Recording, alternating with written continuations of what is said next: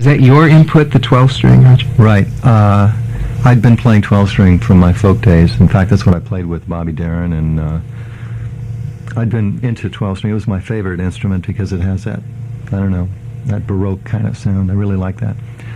So when I saw Hard Day's Night, I saw George Harrison playing this Rickenbacker, and I said, wait a minute, that's a 12-string. And see, it was a sneaky 12-string because they worked out the tuning pegs so that 3 of them were facing sideways and 3 of them were facing back, and you couldn't see 3 of them. You know, there were 12 of them. Mm-hmm. That is, 6 of them were going sideways and 6 were going back, so it looked like a 6-string. And most people thought it was. They didn't think anything of it, but I could tell by the sound that it was a 12-string, so I went out and got one. And that's really, you know, a lot of people think I played it first. I got the idea from Harrison, and also the other, a lot of the other English groups were playing 12 strings at the time. Searchers. Right. Yeah. Talking about things going full circle, Hard Day's Night is, of course, playing down the street at your local theater. In the paper, yeah. So a whole new generation can go and see the 12-string. Right. And start whatever it is they're going to be starting. Listen, I described this up top as the 3rd annual Roger McGuinn Update. We've been doing this now since '81, and every time you come here for one of these, I ask you if you've got something new to do for us. I'm hopeful that that is the case today. That's right. The recent weather has been pretty severe across the country and around the world. And in California, we were no exception. We got some pretty bad storms, knocked down a bunch of piers, and did a lot of property damage. Not too many people got hurt, but this is a song that was written during one of those storms called 518. Okay.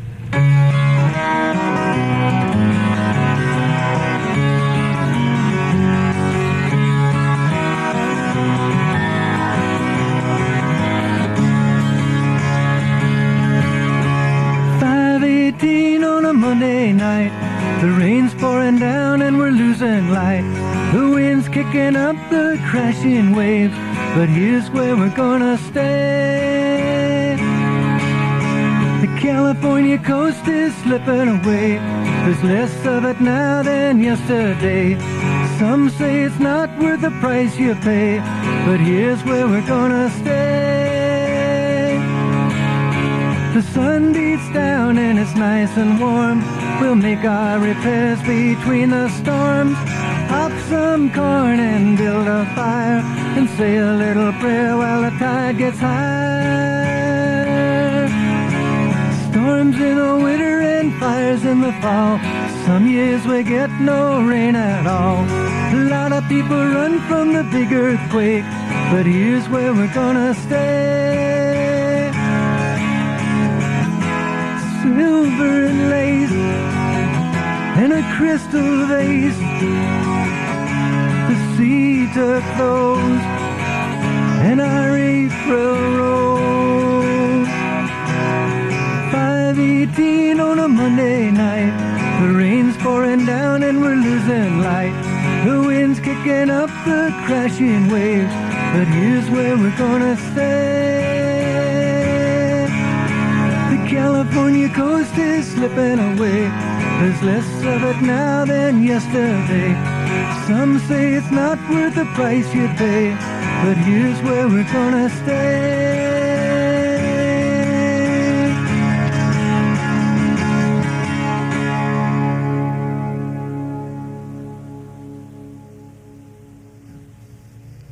You know, there seems to be a whole body of music coming out of the natural disasters that are going on out there, you know.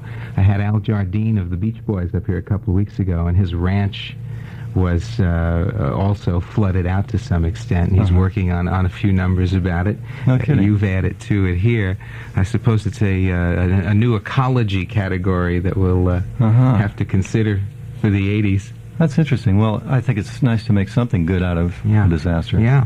Now, you were here last in March of '82, Roger. What's been going on in your life and career since then? Let's make this a legitimate update. Well, let's see. Since then, I think I've done another tour. Solo tour. Is that gratifying? Yes, it is. It's great. Camilla and I just travel around together, and the last one we did, we drove. We took our camper, and we actually made it The one before we tried to take the camper and it blew up in Oklahoma.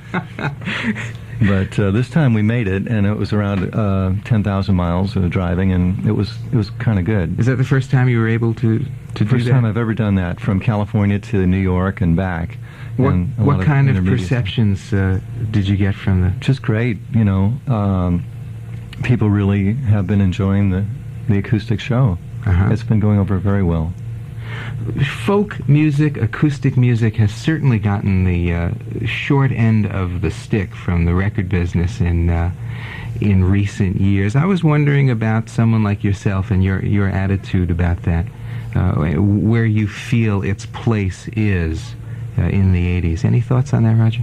I'd like to see it come back. As far as the recording thing, I understand where they're coming from. You know, they're in business to make money, and it's a commercial situation, and they're kind of playing copycat. You know, if something happens, they'll follow it.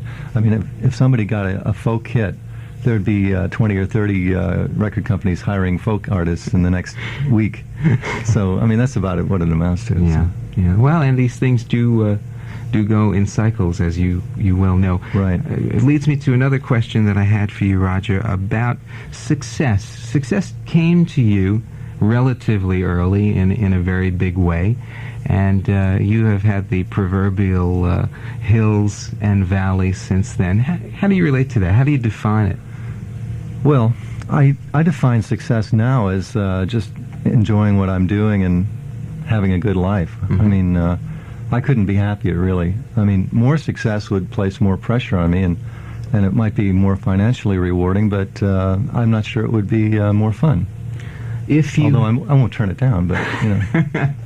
If you had it all to do over again, knowing what you know now, would there have been any changes, any different ways of doing things during the Byrds' heyday, for example? Well, in retrospect, I certainly would have...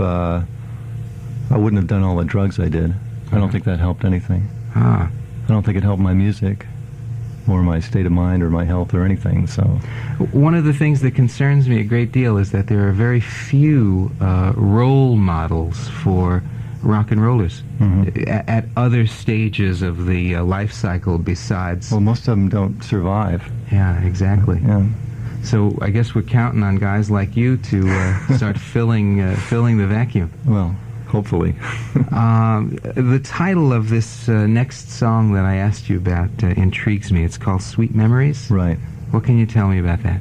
Well, Camilla and I wrote that about going on the road, and going on the road is great. I mean, for me, a lot of people don't like it, but I've always enjoyed it, and it's like a paid vacation or something. And this song is about just traveling around and enjoying it, having a good time at it. Would you do it for us?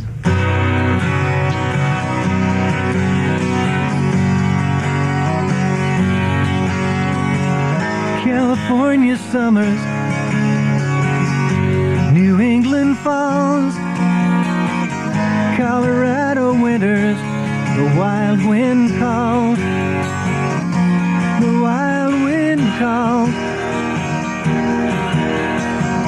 Springtime dogwoods blossom in every southern town,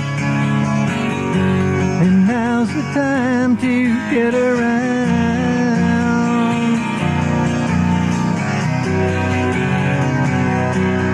Sweet memories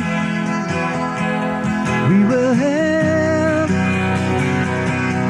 sweet memories, yes we'll have. Sweet memories, you and me, you and me, you and me.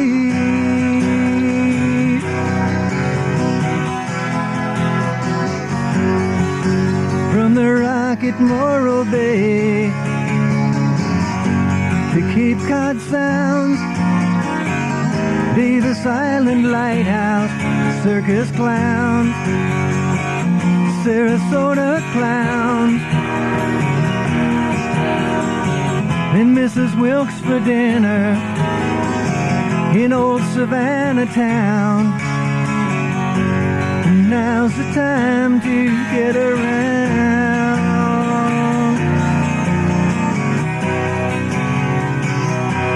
Sweet memories we will have. Sweet memories, yes, we'll have. Sweet memories, you and me. You and me. You and me. You and me. You and me.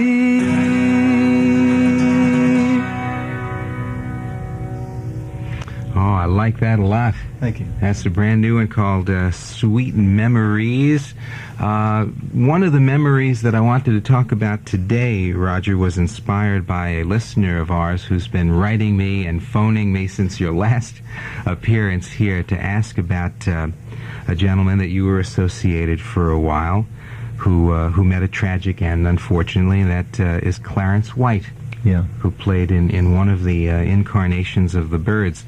This fellow is a big fan of his, and in fact listed a whole bunch of things down here that I didn't know, and I guess you didn't know some of it either, that Clarence had played the lead guitar on Arlo Guthrie's Coming Into Los Angeles, and that he had played with the Everly Brothers and the Monkees and Rick Nelson and Linda Ronstadt, and of course the Byrds. What kind of memories do you have of the late Clarence White?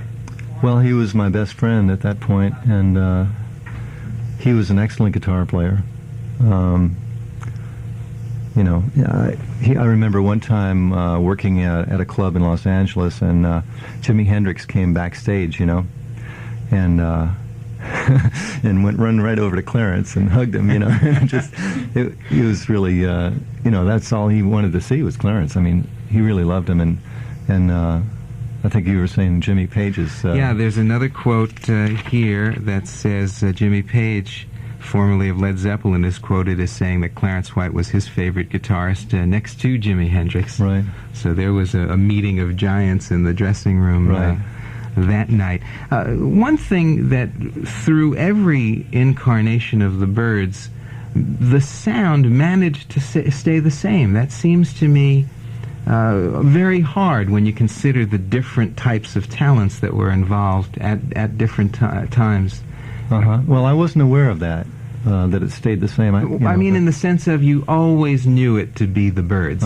There were different directions musically, but that sound stayed the same from the first right till the end. And of course, wait a minute, I know what I'm getting at here. You were the common element in all of that. How silly. I did stay in the group the longest, yeah. And that time of transition from the end of the Byrds to going solo, did you have any difficulty with that? Well, I sort of have mixed feelings about whether I should have broken it up or not. The reason I did it was because David Crosby persuaded me to.